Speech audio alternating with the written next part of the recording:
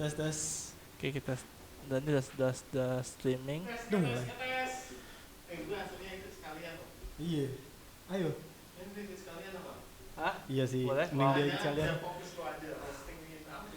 Roasting Afif, kita roasting. Bahasa lu. Oke. Sound connection. So, Ini udah mulai. ah, belum. Belum. Belum. Oh. Baru di IG dong.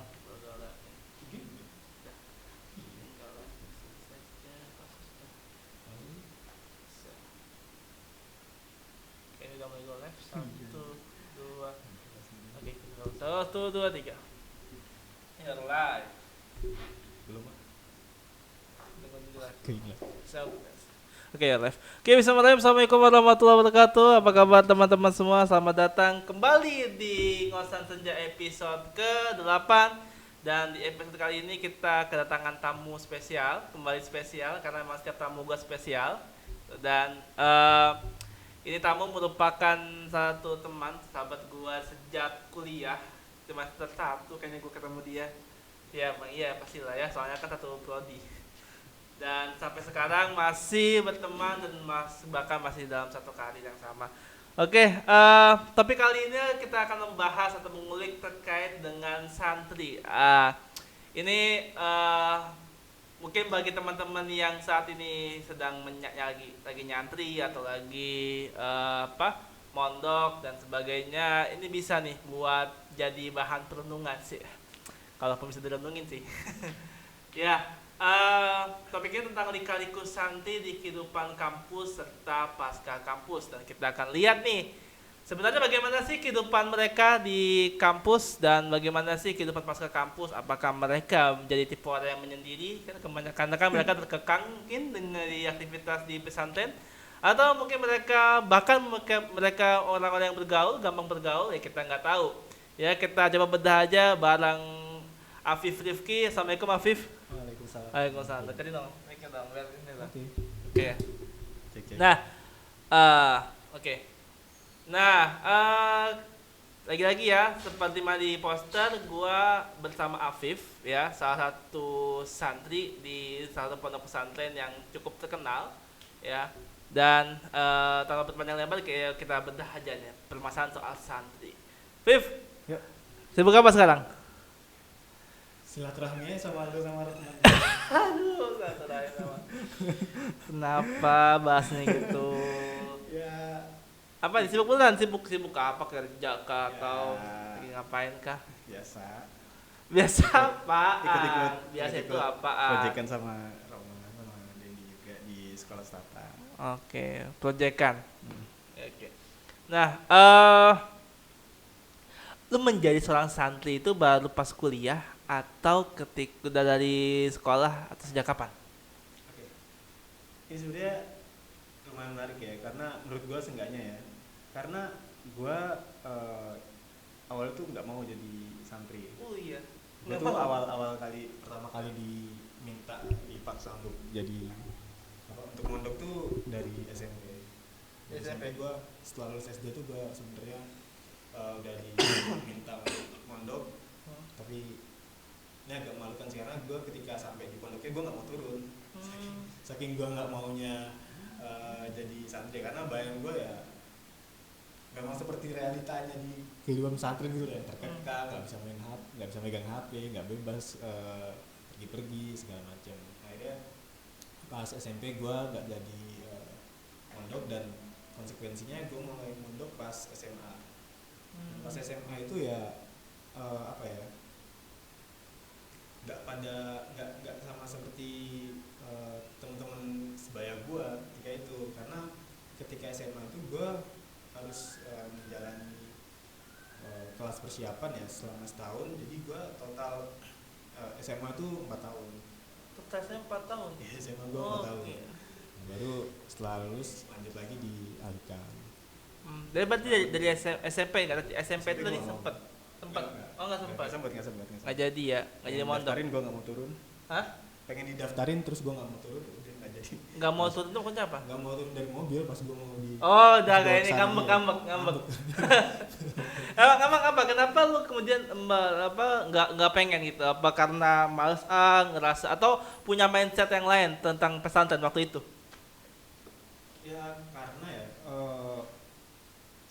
jadi sebelum gue dipaksa untuk mondok, gue kelas 6 SD itu pindah ke Jakarta dengan harapan gue SMP bisa lanjut di Jakarta kan dulu masih rayon kan, masih zamannya rayon gitu kan. Nah yaudah gue udah nyaman tuh dengan kondisi itu kan.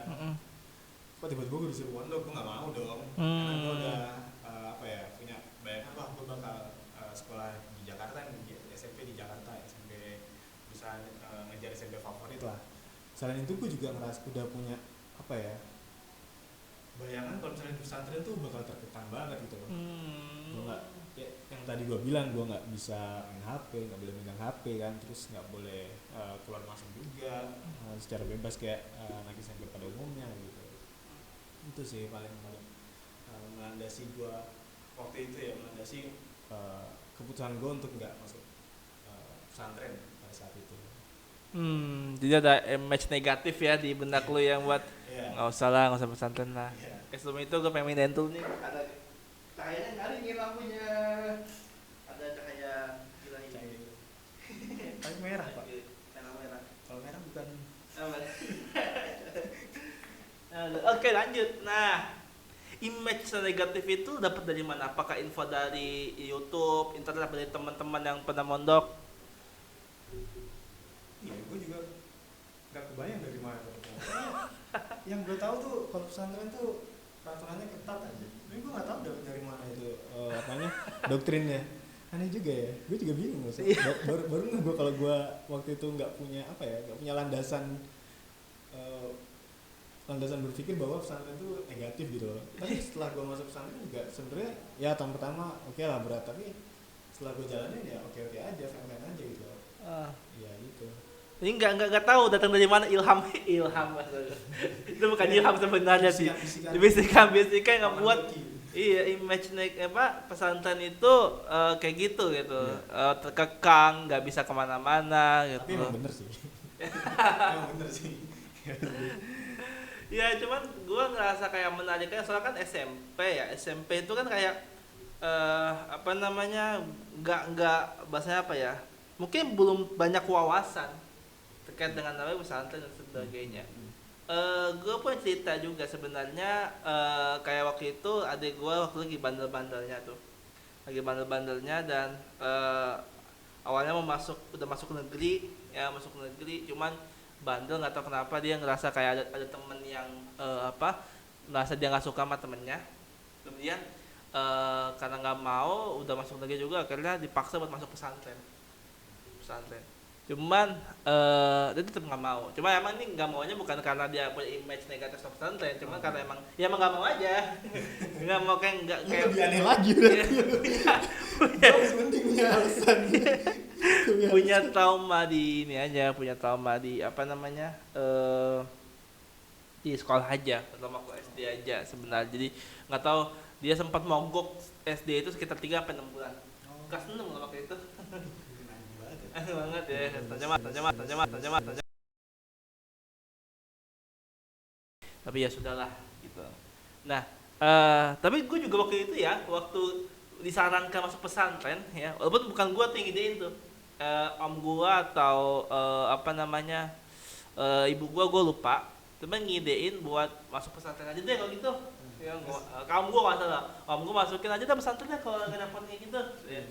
Nah, tapi di situ gue juga mikir gitu soal pesantren. Bentar, ini anak kalau masuk pesantren nggak akan betah dengan kekangan yang ada gitu ya. Betul. Di zaman anak-anak milenial yang pengen kebebasan, masuk ke pesantren yang penuh kekangan. Ini gue nggak menjaga pesantren ya, gue nggak menjaga pesantren. Cuma ini pendapat. Tentu pesantren banyak banget yang positifnya. Cuman pendapat gue dengan sistem seperti itu, yang dengan kondisi anak yang demikian, ini akan sulit buat masuk. Dan gue yakin, gue khawatir udah bayar mahal-mahal terus kabur. Pesantren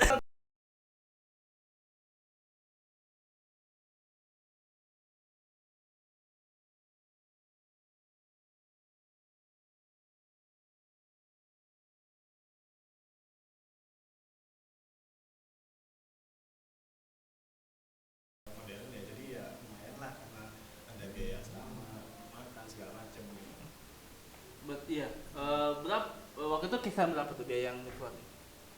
Lupa pak, lupa. Lupa. Belum, nggak nyampe 1 lah per bulan.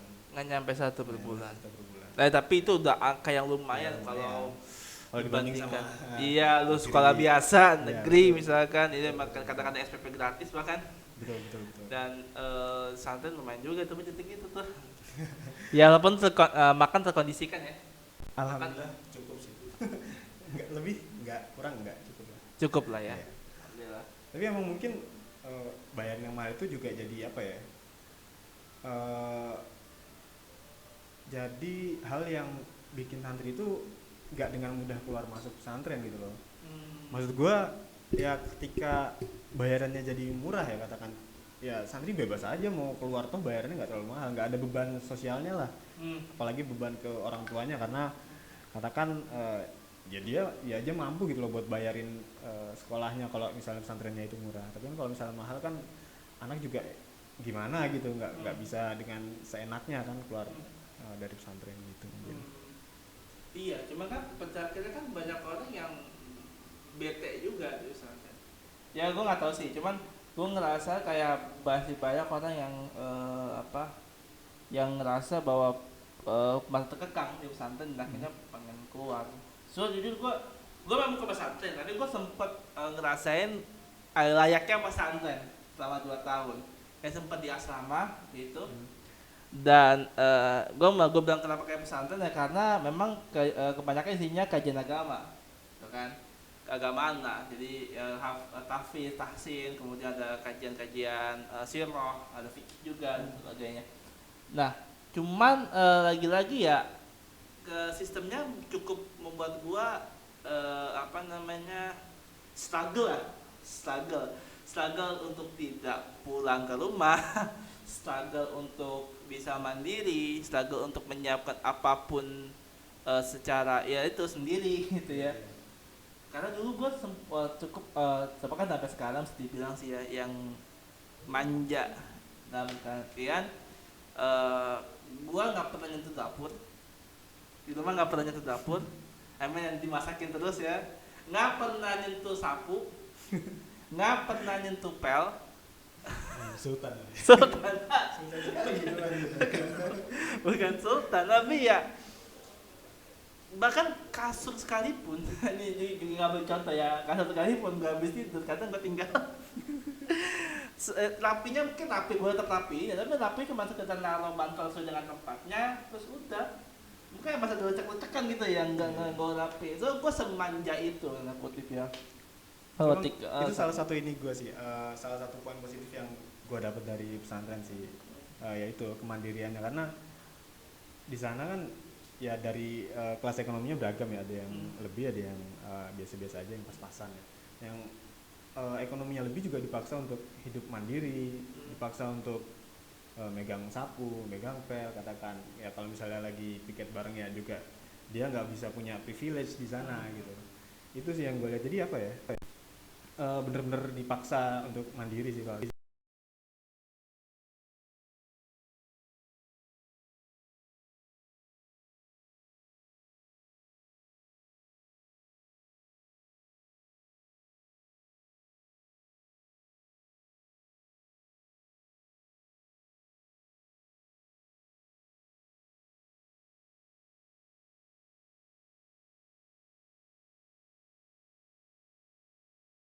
Anak ya di botak, enggak dipindah sih, dipindah ke cabang sih, dipindah ke pesantren cabang sih. Oh iya, Iya, sampai tapi dipindahkan ke cabang. ya di daerah mana ya, Bogor atau mana gitu, pokoknya di daerah dari dipindahin.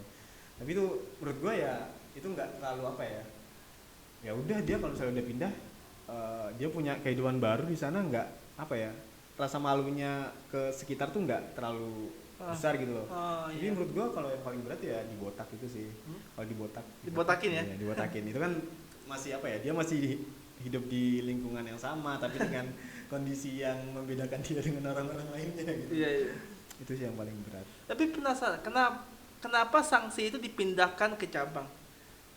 Apa yang membuat seorang itu berat? Menurut gue gini, apa yang membuat orang itu kemudian jadi merasa kan sanksi itu diadakan untuk membuat orang kapok ya, ya nggak sih? Nah, kenapa dipindahkan ke cabang menjadi sebuah sanksi yang dirumuskan, pokoknya yang dirumuskan gitu lah. Kenapa pindah ke cabang? Ya kalau mungkin ya apa di sana kan lingkungannya baru lagi ya, teman-temannya baru lagi, terus juga mungkin secara apa ya, kalau di pesantren gua alhamdulillah di kota lah, maksudnya kalau misalnya izin keluar masih bisa jalan-jalan ke mall gitu lah. Nah kalau misalnya di cabang kan dia mau izin juga mau ngapain gitu ya paling ketemu sama-sama lagi, kebun lagi gitu, saling sosial sih maksudnya, ya secara sosial ya dia nggak punya temen yang udah membersamai dia dari awal gitu loh. Dia harus adaptasi ke lingkungan baru, yang mana lingkungan barunya ini sebenarnya udah apa ya, udah terjalin hubungan lebih dulu gitu loh. Dia harus masuk ke lingkungan baru kan. Iya betul. Itu cukup bikin efek jerah sih. Iya. Apalagi statusnya dia kan bukan dengan sukarela ya, dia terpaksa kan dipindahkan ke cabang itu. Iya benar sih. Jadi kayak ngerasa kayak asing lagi ya. Ngerasa asing lagi. Ngerasa asing lagi. Cuma itu biasa berlaku berapa lama buat dipindahin? Atau benar-benar permanen? Enggak sih ya. Ya paling parah ya permanen, paling kalau misalnya nggak terlalu parah paling setahun sih. Setahun 6 bulan dipindahin ke cabang. Tapi kadang-kadang kan dia menciptakan kenyamanan baru. Ketika dia pindah, terus dia masuk ke ekosistem yang baru, terus nyaman lagi tempat yang baru, terus pindah lagi berat lagi. Nah, iya, itu mungkin salah satu ininya ya, efek jerahnya, maksudnya kok udah nyaman dipindah-pindahin lagi gitu. Tapi emang ya itu tadi, ketika ini balik lagi ya ke awal gue masuk pesantren ya, dalam artian gue udah punya zona nyaman gue di luar pesantren, gue bisa bebas pergi-pergi, jalan-jalan, nongkrong sama teman. Terus ketika gue masuk ke pesantren, gue dihadapi pada sebuah fenomena ataupun realita yang berbeda, yang 180 derajat berbeda dengan zona nyaman gue. Itu ya bener yang lo bilang tadi, gue menemukan kenyamanan lagi di dalam pesantren itu. Ya mungkin hiburan gue nggak di HP mungkin, atau nggak di di mall atau yang lain sebagainya. Hiburan gue justru ya ketika gue main sama teman-teman gue.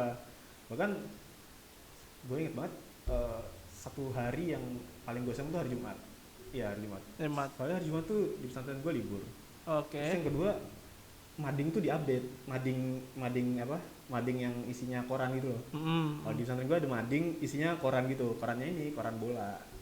Soccer gitu waktu itu ya. Terus ingat banget tuh. Ya itu yang paling ditunggu-tunggu gitu waktu sama gue waktu itu di hari Jumat.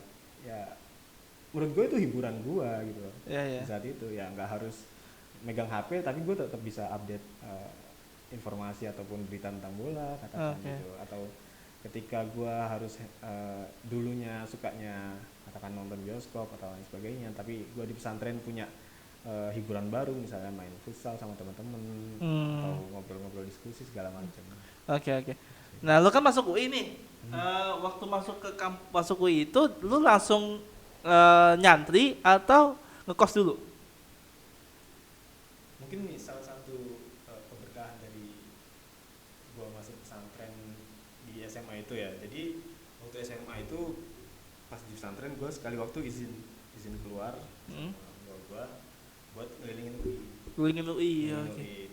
Pesantren sama UI deket ya? Pesantren sama UI? Pesantren gue di Jaksel. Iya. Gue pengen lihat aja lah. Ini target gue di UI kan. Oke, siap. Ya udah gue di UI, terus ternyata di bokap gue dapet info di deket UI itu ada pondok itu, ya Alikam itu. Oh iya. Jadi gue waktu pertama kali ke UI dan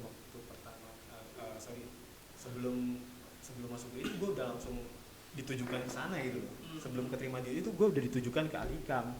Padahal gue belum tentu juga keterima di UI kan. Ya makanya ya udahlah, mungkin emang ada ininya kali ya, emang jalannya ke situ kali ya. Ketika gue diterima di UI ya gue mondok lagi di Alikam gitu. Dan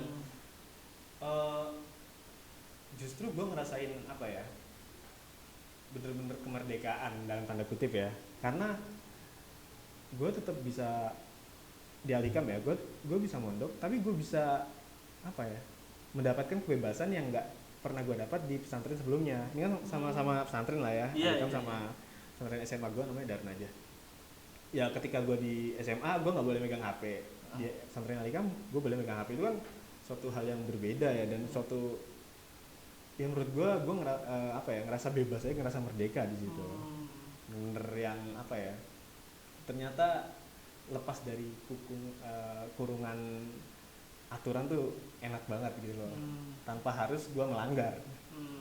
Jadi poin gue adalah lu ketika dihadapkan pada satu aturan, ya lu taati aja dulu. Karena ketika aturan lu bisa keluar dari aturan tersebut dengan selamat lah katakan, itu sesuatu yang apa ya, menyenangkan gitu loh. Sesuatu yang apa ya, ya beda lah euforianya sama misal lu dari SMA mungkin atau dari SMP udah megang HP gitu, biasa aja kan ya. Tapi ketika lu dihadapkan satu aturan yang nggak boleh megang HP, terus tiba-tiba dibolehin lagi megang HP, itu beda gitu rasanya. Gitu. Tapi lu merasa, tapi beradaptasi dengan perbedaan itu, tapi lu udah ngerasain di SMA ya waktu itu ya? Apa ya? Beradaptasi dengan. Oh ya, di pesantrennya ya. Iya. Nah, kan mungkin yang beda yaitu aturannya nggak terlalu Ketat aja ya. Nah, mungkin ya permasalahannya kan beda, maksudnya kalau di SMA gua kan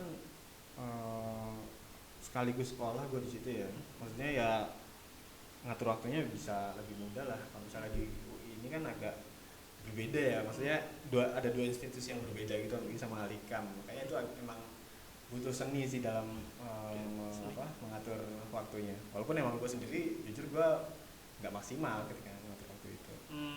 Okay. Nah, berarti lu dari awal ya, di awal di kampus UI udah di Al-Hikam, dan itu 4 tahun sampai sekarang makanya Al-Hikam nambah extend. Lulus di UI tapi belum lulus di Al-Hikam. Oke, ini tapi menarik juga. Tapi lu pernah kepikiran nggak sih? Karena kebanyakan teman-teman tuh ngekos nih, ya kan di Kutek, ya, di Kukel, di manapun lah itu. Kepikiran nggak sih kayak gue pengen deh kayak dia deh, ngekos aja deh gue di Kutek gitu, karena bebas gitu, gue bisa melakukan apapun atas kehendak gue sendiri, nggak ada aturan mengikat dan sebagainya. Pernah nggak sih kepikiran gitu? Enggak sih, sampai sekarang enggak sih. Mungkin sepintas doang ya. Ketika gue lagi mungkin jenuh, karena bukan jenuh ya, apa ya, kayak malas gitu loh kalau dibangunin subuh kan, harus subuh dibangunin kan ya gitu ya, malas bangun subuh, terus masih harus melek lagi gitu kan. Itu juga ya sempat kepikiran lah, tapi so far enggak sih, karena gue ngerasa lingkungan gue tuh enak sih, dalam artian gue di sana punya teman diskusi, punya teman ngobrol, kalau misalnya mau makan juga bisa bareng. Yang membedakan tuh, dan yang menurut gue syukuri ya ketika di pesantren Alikam ya, ketika sakit tuh gue ada yang ngurusin gitu loh. Gitu sih, karena kan gue emang nggak pulang pergi kan. Nah kalau misalnya di Alikam ya gue seenggaknya ada teman-teman gue yang bisa ngurusin ketika gue sakit gitu loh. Jadi sebenarnya nggak cuma itu sih, banyak sih, kayak misalnya teman gue kalau misalnya lagi ada butuh teman cerita, butuh teman diskusi, itu banyak pilihannya gitu loh. Karena kan kita kan di sana kan nggak cuma satu jurusan ataupun satu fakultas ya, Iya. Kan dari beda-beda kampus gitu loh. Jadi Al-Hikam itu beda-beda kampus ya isinya ya. Beda-beda kampus. Diskusinya sudah lebih luas. Ini kalau misalnya secara apa ya? Secara normatif ya, maksudnya kalau misalnya kondisi ideal nih, diskusi di internal pondok gue tuh sebenarnya sangat apa ya? Sangat mendukung lah kalau misalnya mau ada sharing ide ataupun gagasan gitu. Itu sangat mendukung sih, karena ya itu tadi, kita beda-beda kampus, beda-beda jurusan, beda-beda fakultas gitu. Ada latar belakang juga. Bahkan kan kalau di tempat gua kan ada juga santri tafisnya ya, emang ada sekolah tinggi Baitul Quran. Itu sebenarnya sangat apa ya? Sangat mendukung lah, sangat positif ketika kita pengen nggak membenturkan sih, apa ya, menyandingkan lah antara ilmu dunia sama ilmu akhirat itu sangat bagus sih menurut gua. Oh, siap. Berarti kayak lu bisa bertahan karena ada ya pendukung itu ya, support system. Ya ada teman berdiskusi, ada. Gak mungkin kalau di kos-kosan yang nggak lu bisa hidup bebas, cuman kebebasan itu kebebasan itu terkekang dengan kesendirian. Ya, lu terbiarin dengan kesendirian sehingga membuat lu jadi malah nggak bebas. Pengen kebebasan, cuman nggak bebas karena merasa sendiri. Mungkin itu yang dialami orang-orang ngekos ya. Jadi mungkin bagi teman-teman yang apalagi yang lu tipe extrovert atau introvert sih? Gue introvert sih. Introvert ya. Oh. Juga itu sih salah satu ya mungkin kenapa gue nyaman di Hikem ya mungkin karena gue introvert ya. Tapi teman gue banyak juga yang introvert dan mereka fine aja gitu di sana, bahkan malah seneng gitu. Okay. Tapi kalau lu introvert berarti lu lebih banyak menyendiri dong di Hikem. Kalau introvert itu kan ketika ada satu lingkungan yang emang nyaman ya, itu malah keluar sifat ekstrovertnya gitu maksudnya. Iya, malah muncul ekstrovertnya. Iya, maksudnya ya justru malah banyak cerita, banyak sharing. Ketika lu udah di lingkungan yang emang nyaman dan cocok ya, sama lu ya gue ngerasain itu sih. Oke, mungkin gue juga perlu memperbaiki pemahaman soal extrovert introvert ya, karena yang gue pahami extrovert adalah orang di mana di energi itu muncul ketika dia bertemu orang-orang lain. Sedangkan introvert itu dia itu bahkan ketika dia bertemu orang lain energi makin terkuras sehingga dia lebih banyak waktu untuk menyendiri. Ya, tetapi ya mungkin di sisi lain juga introvert akan lebih menjadi extrovert ketika dia bertemu dengan orang memang sudah nyaman dengan dirinya sehingga energi itu tetap akan ada meskipun dia selalu bersama orang tersebut gitu. Oke. Nah, terus kesulitan apa yang selama ini lu hadapi selama di pesantren? Misalkan kayak pelajarannya yang mungkin menurut lu terlalu tinggi nih, nggak kuat gua, atau aturan yang tadi gua bilang yang membuat lu tersiksa gitu. Mungkin ini sih ya itu tadi yang pertama ya kayak bangun paginya itu sih. Pagi ya. Di SMA juga udah biasa ya, tapi ketika di sini nggak tahu kenapa emang agak sulit juga. Apa ya, ketika setelah bangun pagi tuh harus dipaksa masih tetap melek, masih harus langsung mikir gitu. Mikirnya tuh ngapain zikir, ngaji ya. Ya udah ngajinya habis subuh ya. Ngaji I mean baca Quran atau ngaji kitab? Ngaji kitab gitu. Ngaji kitab. Suasananya habis subuh. Itu juga ya apa ya?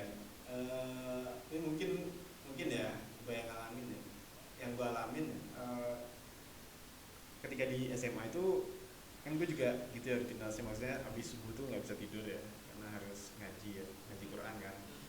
Ya gue ngerasa cukup gitu loh, maksudnya ya udah 4 tahun nih gue habis subuh nggak tidur, ya udah 4 tahun aja gitu. Iya. 4 tahun tuh udah gue mau tidur habis itu. Nggak bisa gue dapetin di Aligam ini karena ya itu gue punya rutinitas juga di setelah subuhnya. Tapi itu positif sih menurut gue karena apa ya kan katanya kan emang kalau pagi itu kan ketika untuk mencerna ilmu juga cukup baik. Iya, betul. Juga katanya masih kalau pagi itu baik. Ya, hafalan di waktu subuh tuh bagus sih kalau mau hafal.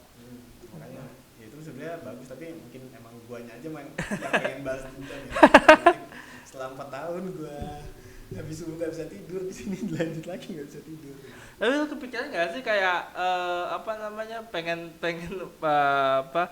gue nggak tahu sih bisa apa enggak, tapi kayaknya nggak bisa ya buat sembunyi-sembunyi tidur gitu ya, nggak ketahuan. Iya sih itu sempet sih ya, maksudnya ya sering lah, bahkan ya ini nggak bisa ditiru ya, ada jadwal shift-shiftan gitu, ganti-gantian yang ngaji siapa, perangkatan gitu. Terus juga biasanya kan kalau di Aligam tuh kan habis subuh baca surat Al-Waqiah dulu ya, baru setelah itu ngaji.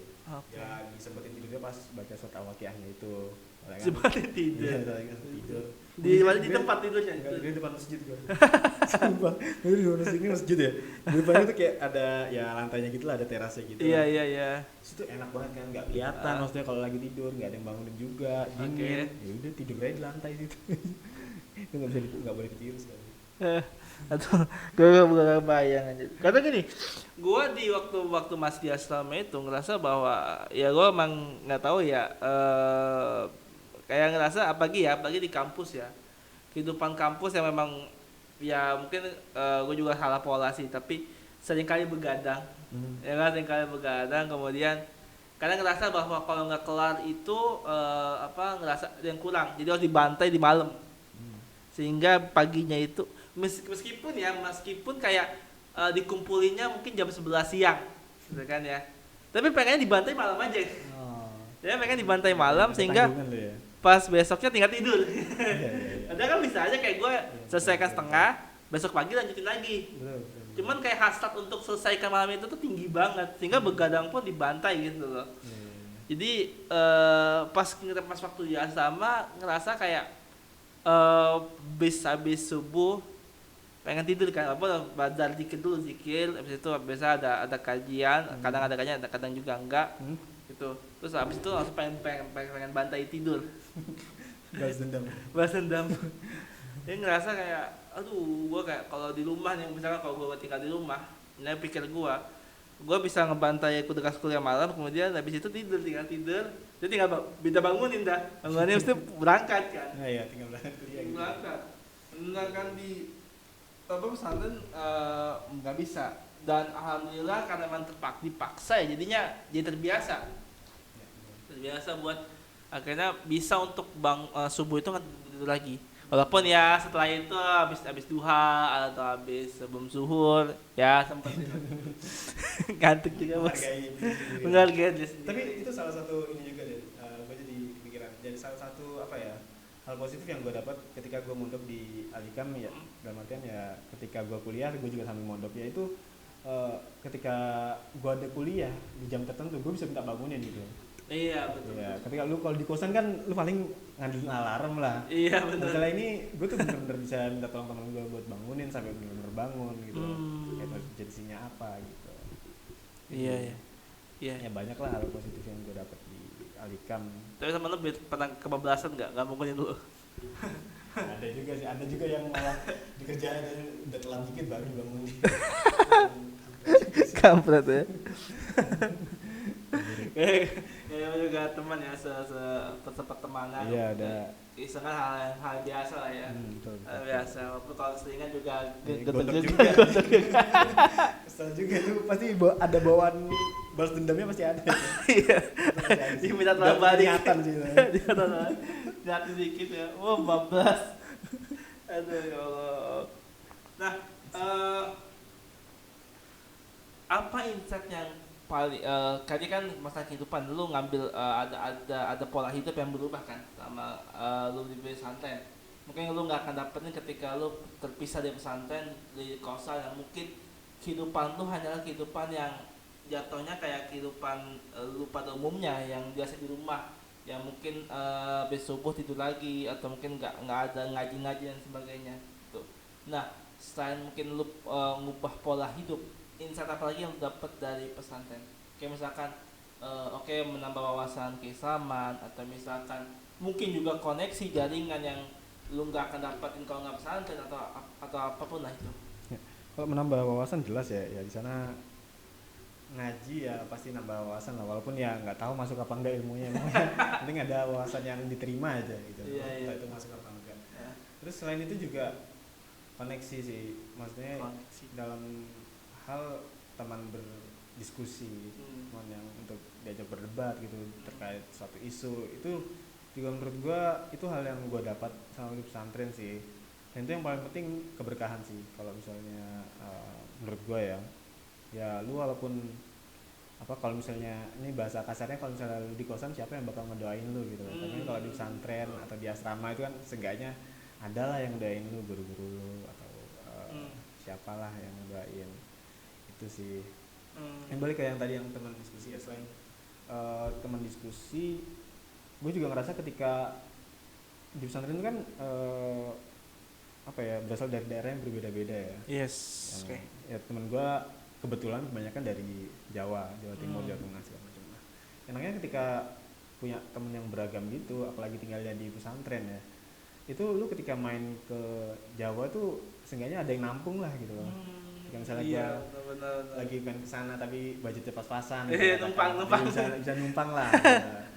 Enaknya itu sih menurut gua kalau misalnya tinggal di pesantren tuh banyak teman dari berbagai daerahnya. Dan bukan teman sebatas kenal doang ya, tapi ini kan hidup bareng ya. Misalnya kita kan tidur juga samping-sampingan gitu. Iya. Mandi ya kamar mandi ganti-gantian gitu. Oke, kamu mandi Ya, bareng lah Pak. Mandi samping-sampingan sih betul. Ya sekali. Samping-sampingan beda kamar mandi. Pak. Banyak kamar mandi, ya bener ada kamar mandi. Ya tapi ya itu apa? Udah biasa hidupnya bareng-bareng, sharing gitu ya. Ya ketika kita main ke tempat-tempat kita juga jadi nggak canggung lagi tuh, udah biasa berbagi kan. Iya. Kayak emosinya udah dapat lah ya. Iya. Nggak canggung, nggak gue nanya siapa nih ya? Ya, paling Misalkan nih kalau gue ngekos gitu ya, gue ngekos terus sendirian, kita mau pergi ke misalkan ke Demak kayak gue kan misalkan contoh gak ada siapa bisa atau bisa Roma cuma temen yang deket temen tahu aja temen sekedar tahu kan terus gue mau ke Demak terus masa gue ngontak Rohman yang enak ya tapi gue enak kayak yang ke sana ya. Iya lu apalagi lu cuman ngubungin ketika lagi kerjaan tugas doang. Iya. Cuman karena teman sekelompok doang. Beda gitu. Beda rasanya, beda feel-nya dan akhirnya malah jauh udah sumberin biaya tambahan buat di sana gitu. Padahal kalau misalkan punya teman di sana kan enaknya bisa tahu banyak hal tentang daerah sana. Jadi kita nggak terfokus dengan apa yang pengen kita cari di sana, tapi juga bisa mencari hal lain. Betul. Ya, ini yang bagus juga sih di dunia pesantren itu salah satunya gitu ya. Nah, tadi lu sempet nggak nukil atau ngeceplosin soal debat nih. Gua pengen tahu nih orang-orang di pesantren itu pemahamannya itu di filter nggak sih dalam artian gini? Apakah semua orang yang pemahaman apapun bisa masuk pesantren? Atau di filter kayak misalkan aswaja ya, terus kemudian kedua moderat misalkan gitu, kayak gitu di filter nggak? Itu mungkin balik lagi ya ke pesantren masing-masing ya, apakah ada kriteria khusus apa enggaknya ya buat masuknya ya. Tapi ketika di dalam juga sebenarnya terbuka gitu loh, maksudnya Terbuka, ya oke. bisa apa ya, selama dia punya landasan dan sesuai dengan zamannya ya itu pemahamannya ya sama aja. Ya, yang penting ya lu boleh beda tapi lu punya dasarnya apa enggak gitu loh. Dan itu sesuai apa enggak sama kondisi dan lingkungan yang ada di sekitar lo gitu. Karena ya terkait ini ya, misalnya kalau nggak salah ya, gua itu kan dulu ada imam yang pakai kunut, ada yang enggak. Yes. Nah, ketika misalnya si imam ini bertandang ke imam yang satunya, terus kemudian dia diminta untuk jadi imam, itu kan beliau ini mengikuti mengikuti polisi sana ya, sana. Yang ada di daerah yang tersebut. Iya. Itu maksudnya ya sesuai dengan, harus menyesuaikan lah sama lingkungannya. Iya. Berarti yang sama lu berdiskusi itu nggak ada yang semacam ini ya, gontok-gontokan gitu ya, kesemuan open gitu. Ya paling gitu. beda oke lah, tapi ya kita sepakat untuk nggak sepakat. Oh. Ya udah nggak apa-apa gitu loh. Ya udah, dapat lu itu, dapat gue itu selesai fine Ya gitu. udah ya. Toh kita malah dapat pandangan baru gitu loh. Iya. Oh ternyata dari sudut pandang ini, gue biasanya juga tuh di ini sih, bukan dalam ranah agama gitu. Biasanya di perbedaan latar belakang ya. Maksudnya misal gue jurusan ekonomi Islam, temen gue nih jurusan katakan yang lain geografi atau jurusan yang lain lah, hukum atau segala macam. Itu kan perbedaan latar belakang ya. Nah itu ya udah memang mungkin dari sudut pandangnya aja udah beda gitu loh. Ya, tapi nggak apa-apa, kita jadi punya insight baru, punya point of view baru. Iya. Itu sih makanya Iya. debat di pesantren. Iya. Karena kan yang mungkin jadi pemikiran mama orang juga ketika masuk pesantren, gue punya keilmuan apa, dia punya keilmuan apa, dia punya gue punya landasan apa, dia punya landasan apa, ketika diskusi akhirnya berdebat, akhirnya musuh-musuhan gitu kan di santen, nggak mau ketemuan misalkan gitu kan, mau bareng gitu kan. Kadang-kadang kan ada orang yang benar-benar saklek dengan pemikirannya yang membuat orang kayak kalau lo mau ikut gua, kalau enggak ya udah pergi, jangan dekat-dekat gitu kan. Karena ada aja orang kayak gitu. Ya. Tapi gua nggak tahu apakah itu ada pesantren apa enggak. Ya pasti ada lah. Maksudnya ya, Ada ya. Kan emang di pesantren kan juga orangnya beda-beda Iya. ya, bener-bener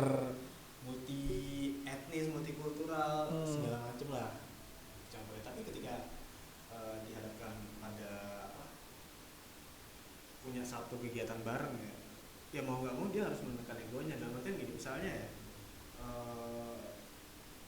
di pesantren gue kan ada organisasi santrinya juga ya. Ya mau nggak mau ketika di organisasi santrinya itu ya mereka harus profesional gitu, nggak bisa mengedepankan ego dia. Betul. Ego pribadinya. Iya. Soalnya gue pernah ya, jadi memang bukan di suasana pesantren, tapi di suasana gue waktu di Rohis. Ya. Rohis ada yang berbeda pendapat lah. Jadi kegiatan kita ya memang di kegiatan itu ada perbedaan pendapat, contohnya maulid lah ya. Yang mana ya tahu lah ada perbedaan pendapat kan terkait dengan itu kan. Ada lembaga saklek sehingga sebenarnya dia bertugas menjadi seorang panitia. Ya kan? Karena SDM-nya terbatas. Cuman karena itu adalah acara program maulid di mana tidak sesuai akhirnya nggak mau gitu. Nah jadi repot di kita gitu loh.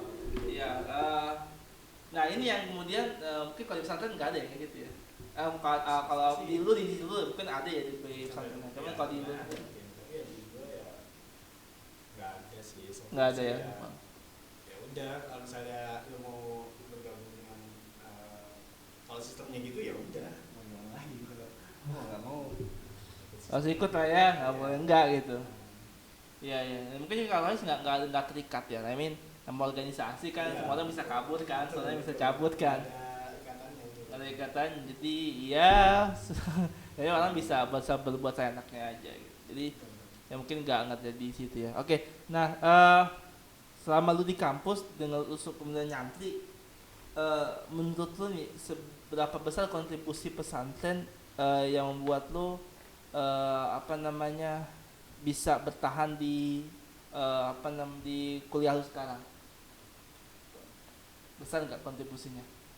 Secara keilmuan mungkin nggak terlalu besar ya, dalam artian ini kan emang ilmu agama ya, walaupun jurusan gue sebenarnya linear lah. Iya nih ya, Islamnya. Iya. Kan emang kalau di UI setahu gue pendekatannya kan emang beda, lebih ke ekonomi ya. Yes. Pendekatan agamanya nggak terlalu dominan lah.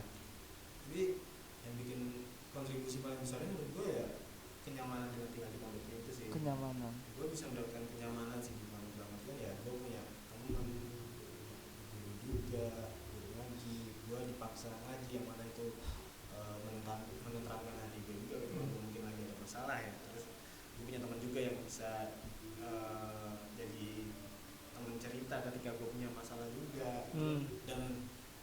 Dan gue bisa curhat kapan aja gitu. Yes. Karena kan emang bener-bener 24 jam bareng kan di sana. Maksudnya juga gue kalau sama temen kampus doang atau temen kosan mungkin dia punya kesibukan lain ya. Terus selain itu kontribusinya paling lama keberkahan sih sebenarnya. Berkah ya, dari ustadz-ustadznya yang ya mungkin kita nggak tahu ya apakah dia mendoakan apa enggak ya, tapi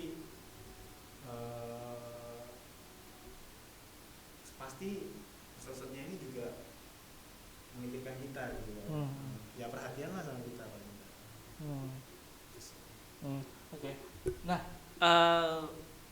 gue pengen coba membahas soal stigma orang terkait dengan pesantren yang mana lulusannya biasanya menjadi ustadz, ustazah atau ya yang mengajarkan ilmu agama gitu ya.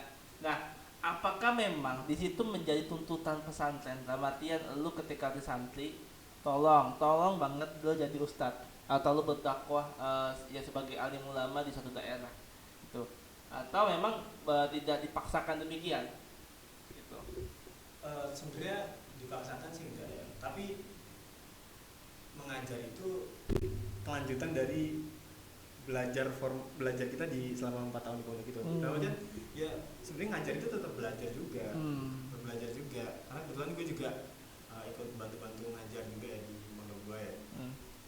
Baru setahun ini, ya itu gue jadi sadar bahwasannya ngajar itu nggak mudah gitu. Ngajar itu nggak mudah. Dan gue baru mendapatkan pelajaran bahwa ketika kita sebagai pelajar, sebagai orang yang diajarin sama guru kita tuh harusnya hormat sama guru-guru kita. Karena gue waktu itu kan emang suka tidur ya biasa lah.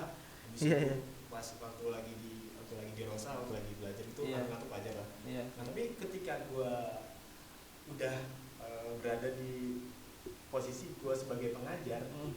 dan gue ngeliat ada Tidur ya? ada tidur itu kayak wah ini emang karma gue jangan Iya iya. ya gue jadi baru Bisa, gue bisa, baru bisa. gue belajarnya ketika itu gitu loh, ketika gue harus ngajar. Selain itu juga ketika ngajar itu apa ya, persiapannya emang susah sih, emang apa ya, butuh persiapan lah, butuh persiapan juga dalam mengajar ya. Oke. Memang itu juga bagian dari belajar jadi intinya apa, emang nggak dituntut, tapi nggak dituntut untuk ngajar ya, nggak dituntut ngajar, nggak dituntut ini secara apa ya, secara tertulis tuh nggak dituntut untuk ngajar, nggak dituntut untuk jadi alim ulama dan lain sebagainya. Nah tapi ketika lu mau melanjutin proses belajar lu, ya lu ngajar gitu. Nah, kalau misalnya lu nggak ngajar ya udah lu berhenti belajar berarti, ya mungkin lu berkarir berarti kan. Tapi ketika lu mau melanjutin lu belajar ya lu ngajar gitu. Iya iya iya. Jadi memang nggak ada tuntutan, cuman kayak lu emang moral nggak sih, apa namanya, lu bukan harus ya, kayak Tapi sih lewatnya enggak sih, iya. kayak ya ini sebagai penjaga atau peningkat ilmu yang udah lu dapat kan dengan cara lu kerja mengajar kan. Tapi untuk kemudian ngajar di Al-Hikam jadi sebuah tuntutan atau malah bebas gitu. Sebenarnya bebas sih, tapi ya kemarin tawaran berarti bisa ditolak atau bisa diterima kan, nggak wajib lah. Jadi ya gue mencoba buat menerima, dan gue yakin apa ya, walaupun gue bukan passionnya ngajar ataupun yang jadi guru gitu ya, bukan cita-cita gue ya, tapi gue merasa itu bagian dari belajar. Yang kedua, sayang gitu ilmu yang gue udah miliki tapi nggak gue bagiin lagi ke orang lain. Iya iya iya. Kayak ilmunya berhenti di lu doang gitu. Dan ketika lu ngajar, lu pasti baca lagi kan, pasti review lagi kan.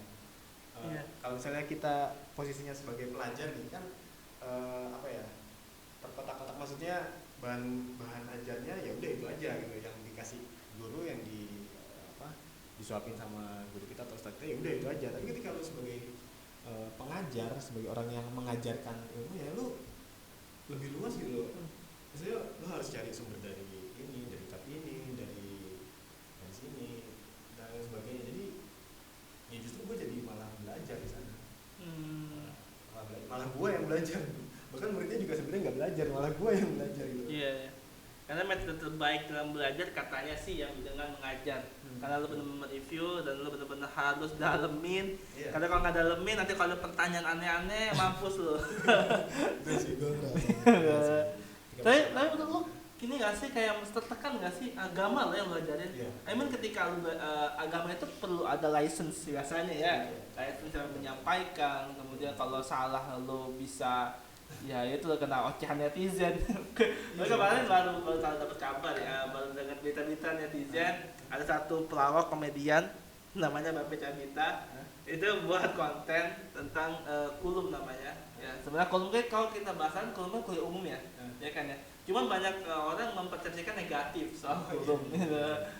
Terus kemudian dia membuat konten tentang ada nanya gitu ya, Ustadz, boleh nggak sih kita sikat gigi ketika kita lagi puasa, ya, karena takut hukumnya makruh gitu. Terus dijawab Bapak Cabita. Ini mohon maaf Bapak Cabita ya kalau nonton, gue yakin nggak nonton, teman kalau sempat nonton ya, gue mohon maaf nih. Ini gue nggak maksud waktunya, kan ini emang konten dulu kan ya, gitu. Nah, dijawabnya boleh gitu. Terus langsung jawab, tapi gelai. Wah, tapi komenan netizen langsung wah seribuan tuh komenan. Ustaz, intinya jangan gitulah, jangan bercandain agama lah, nggak boleh kayak gitulah. Apalagi bahasanya kulum gitu kan, kuluman banyak yang persepsikan negatif. Walaupun sebenarnya kulum kita juga sering mendengar, tapi kan emang kuliah umum gitu ya bahasanya kan ya. Cuman ya lagi-lagi ya karena yang ngasih pelawak ya, yang ngasih konten pelawak jadinya terasumsikan seperti itu. Nah, dari lu sendiri tuh, dari tadi pas ngajar agama, merasa berat nggak sih? Ya, gue juga merasakan sih tekanan-tekanan kalau misalnya ketika ditanyain hal yang emang di luar ekspektasi gue ya. Karena emang ketika ngajar ini kan, kalau gue ya, ngasih ruang yang emang bisa ditanyakan dan gue siap menjawab gitu loh. Iya, oke. Jadi nggak, ya mungkin ada yang materi yang cuma gue sekilas gue baca tapi nggak gue lampirkan di yang nggak gue sampaikan lah gitu ya. Itu ketika ada yang tanya ya gue siap jawabnya. Tapi ketika ada pertanyaan yang emang nggak siap gue jawab, gue lebih hati-hati sih. Mending gue hold sih. Gue hold buat pertemuan berikutnya. Mungkin gue cari sumber referensi yang lebih kuat gitu. Kecuali kalau misalnya menanyakan pendapat ya, kalau pendapat kan ya based on pengalaman gua, pengetahuan gua gitu. Tapi kalau misalnya tanya hukum ya mending gua tahan ya, gua cari referensi yang lebih kuat gitu. Ya, berat sih. Berat, Kalau agama itu berat tuh, karena salah dikit udah lu. Ngeri banget, dan tanggung jawab juga kan ya. Nah, terakhir karena udah mau azan maghrib ya 5:53 juga situ, ada buat pesan-pesan buat orang-orang yang masih punya overthinking lah terhadap pesantren, yang merasa bahwa so gue butuh pesantren tapi gue takut dengan stigma-stigma negatif dalamnya. Terakhir, silakan. Ya.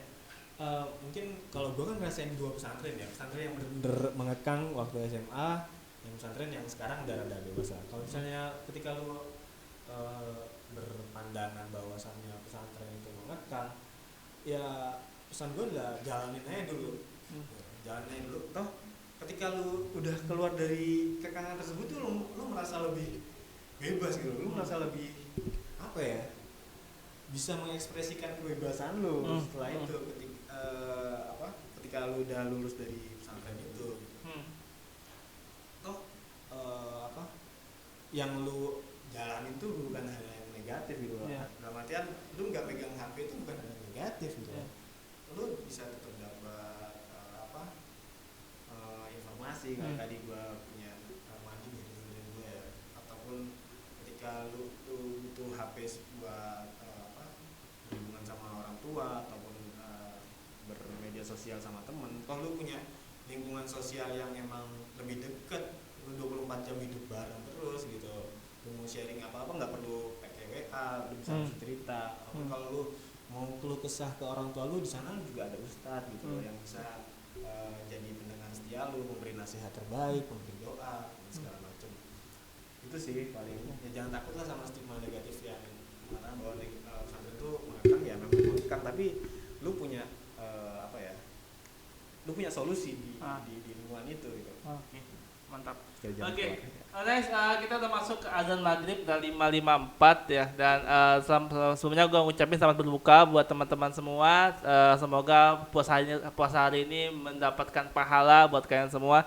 Dan terima kasih atas partisipasinya sudah menyaksikan Ngosan Senja episode ke-8, dan kita jumpa di episode berikutnya teman-teman semua. Jangan lupa stay tune di jam 5 setiap harinya karena kita akan berbagi insight di waktu ngabuburit teman-teman semua. Oke, thank you semuanya. Thank you Afif. Assalamualaikum warahmatullahi wabarakatuh. Dadah. Terima kasih Dendi. Yo.